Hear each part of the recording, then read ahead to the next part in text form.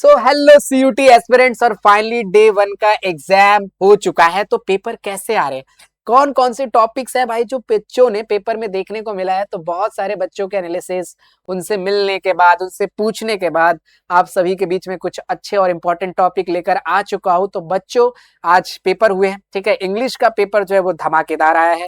उस तरीके से अगर हम बात करें अकाउंट्स का पेपर, जहां तक उम्मीद थी कि टफ आएगा, लेकिन अकाउंट्स ने बच्चों को बहुत ज्यादा खुश किया है और इजी चैप्टर, नॉर्मल चैप्टर्स देखने को मिले हैं। ठीक है, तो चलिए एक एक करके मैं आपसे डिस्कस करता हूं। बच्चों आगे जो भी चीजें हैं, जो भी अपडेट्स है, मैं आपको पूरी हेल्प करता रहूंगा। तो मेक श्योर कि आपने चैनल को अभी तक सब्सक्राइब नहीं करा तो कर लो अभी कभी, क्योंकि भाई कट ऑफ क्या है, नॉर्मलाइजेशन क्या है, आगे कैसी स्ट्रेटेजी होगी कि आप नॉर्थ कैंपस एसआरसी जैसे कॉलेज में जा सको, वो सब कुछ मैं आपसे शेयर करूंगा। तो चैनल को जो सब्सक्राइब करना। सबसे पहले बात करते हैं इंग्लिश की, ठीक है भाई। इंग्लिश ने एकदम डरा धमका के रख दिया है, ठीक है। जितनी सुंदर इंग्लिश वाली मैम होती है, उतना ही बेकार इंग्लिश का पेपर कहीं ना कहीं टफ देखने को मिल रहा है, हार्ड। तो आपको डरना नहीं है, ठीक है। अब इंग्लिश में जो आज पेपर हुआ वो एनालिसिस देखने के बाद फॉरेन वर्ड्स के क्वेश्चन देखने को मिले, टेंसेस देखने को मिले, वर्ब, ठीक है, एंड आरसी, वाइल्ड लाइफ, ये सारे रीअरेंजमेंट के क्वेश्चंस मिले, ठीक है, फिगर ऑफ स्पीच और मैचिंग, मेटाफोर, वोकैब। और वोकैब में आपको देखने को मिला आइडियम ओ लेवल वाले, ठीक है, antonyms and fill in the blanks, parajumbles, verbs. ये जो टॉपिक है ये आपके मोस्ट इंपॉर्टेंट रहे हैं। अब इसी वीडियो के आप प्लेलिस्ट में जाओगे ना हमारे चैनल पर, तो इंग्लिश के लिए पूरा इंपॉर्टेंट टॉपिक और डिस्क्रिप्शन में इंपॉर्टेंट टॉपिक्स दे रखे हैं, रूट वर्ड दे रखे हैं, तो आप वो कर लो अगर आपका पेपर बहुत जल्दी है तो बच्चों इंग्लिश के अंदर जो पेपर में देखने को मिल रहा है वो आपको यही मिल रहा है। और पहली बात, इंग्लिश आपको एनसीईआरटी से तो करना ही नहीं है, इसका सिलेबस टोटली डिफरेंट है। तो इंग्लिश के अंदर आप इन चीजों को फोकस करिए। इंग्लिश वाकई में चैलेंजिंग आ रही है। आप चाहे तो ड्यू बडी की वेबसाइट पर जाकर वहां से उनके पीवाईक्यूज कर सकते हो, ठीक है, मोस्ट रिपीटेड क्वेश्चन ले सकते हो, ठीक है। वेबसाइट का नाम है ड्यू बडी, ठीक है बच्चों, ये काफी अच्छा है, यहाँ से आपको पूरी हेल्प मिल जाएगी। तो इंग्लिश के लिए इन टॉपिक पे आप फोकस करो। बाकी अगर कोई डाउट है, कुछ वीडियो चाहते हैं, कोई टॉपिक चाहते हैं, प्लीज कमेंट बॉक्स में बताइए। उसके बाद अकाउंट में बात करें तो अकाउंट में मॉडरेट आया, थोड़ा टफ था, मतलब थोड़ा सा मॉडरेट था, बाकी इजी ऐसा बच्चों का मानना है। थ्योरी के 5-5 क्वेश्चंस आपको देखने को मिले, जैसे कि पार्टनरशिप, रिटायरमेंट हो गया, रेशो, न्यूमेरिकल, डेथ पार्टनरशिप पे भाई क्वेश्चन आपसे पूछा गया। फिर शेयर इक्विटी क्या होता है, सेक्शन पूछा गया, जनरल एंट्री हो गया, फिर आता फोर फीचर हो गया, ठीक है, लेवरेज रेशोज, री issues and cash flow theory. ये टॉपिक से आपको क्वेश्चन देखने को मिले हैं। मैं दोबारा बता रहा हूँ आपको, मोस्ट इंपॉर्टेंट टॉपिक्स मैंने बताए थे, उसमें ये टॉपिक थे एंड फाइनली देखो देखने को भी मिला है। तो हमारी प्लेलिस्ट को आप जरूर देखें, नजरअंदाज ना करें, क्योंकि उसमें जो इंपॉर्टेंट टॉपिक्स बताए गए हैं उससे ही पेपर आ रहा है, ठीक है। तो अकाउंट्स के जो पेपर है आज शिफ्ट 1 और शिफ्ट 2 दोनों में कुछ इस तरीका देखने को मिला। अब बहुत सारे बच्चों के मन में सवाल है कि बीएसटी का पेपर कैसा है। बीएसटी का पेपर इजी ही आया है, ठीक है। मैं आपको बता दूं, अगर शिफ्ट 1 में जिसका पेपर हो रहा है पूरे भारत में, तो शिफ्ट 1 में सबका पेपर सेम आ रहा है, शिफ्ट 2 में भी पेपर सेम आ रहा है, लेकिन शिफ्ट 1 और शिफ्ट 2 का डिफरेंट आ रहा है। आप ये ना सोचे कि शिफ्ट 1 का पेपर लेकर शिफ्ट 2 में आप दे सकते हो, ऐसा बिल्कुल नहीं होने वाला है बच्चों, ठीक है। तो इन बातों पर आपको ध्यान देना होगा।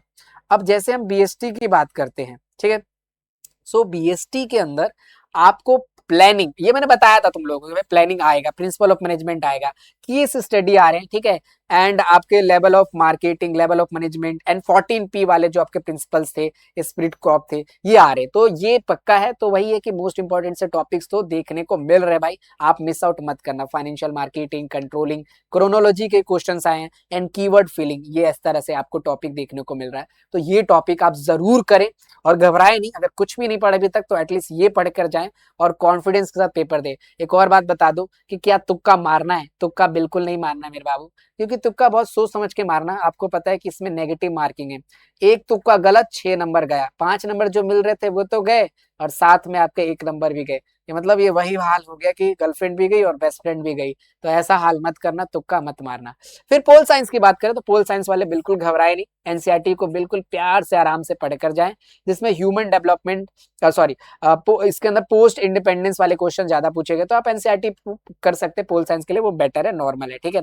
ये बाकी मैं इसके टॉपिक बता रखे हैं, आप प्लेलिस्ट में चेक कर सकते हैं। जियो की बात करते हैं भाई, तो जियो में human development, rain water harvesting, mineral places, ठीक है, ये क्वेश्चंस आपसे बोला जा रहा है। पॉलिटिकल जियो अरेंजमेंट, इंडियन आपका, ये सारे क्वेश्चंस आपसे पूछे गए हैं। तो इसके भी मैंने इंपॉर्टेंट बता रखे, तो उससे हैं टॉपिक्स, लेकिन ये पेपर में पूछा गया तो इसको आप मोस्ट प्रायोरिटी लिस्ट पर रखें, ठीक है। उसके बाद कर सकते हैं इकोनॉमिक्स, माइक्रो जो आई है वो टफ आई है और मैक्रो ज्यादा आई है, यानी मैक्रो आपको ज्यादा पढ़ना है, ठीक है। बजटिंग पे आपके क्वेश्चन पूछे गए, डायरेक्ट एनसीईआरटी से पूछा गया है, नेशनल इनकम आपको पूछा गया है, ठीक है। इंडियन इकोनॉमी के क्वेश्चन आए, तो इंडियन इकोनॉमी आपको करना है, ग्लोबलाइजेशन हो गया, ग्राफ आपसे पूछा गया, और डेट्स बेस भी आए हैं, मतलब डेटा बेस क्वेश्चन भी देखने को मिले हैं। तो इकोनॉमिक्स के बच्चे हो तो मैक्रो को अच्छे से करके रखना है आपको, मैक्रो को भाई अच्छे से करके ही रखना है, ठीक है। एंड जो माइक्रो है वो आपके हार्डेस्ट में लेकिन कम आई है, तो आप ये देख सकते हो कि मैक्रो को आप पहले निपटा दो, इंडियन इनकम, नेशनल इनकम ये पहले कर डालो। उसके बाद बात करें हिस्ट्री वाले बच्चों, अशोकास, ठीक है, मैप वेस्ट ईस्ट का, डेट से कम क्वेश्चन देखने को मिले हैं।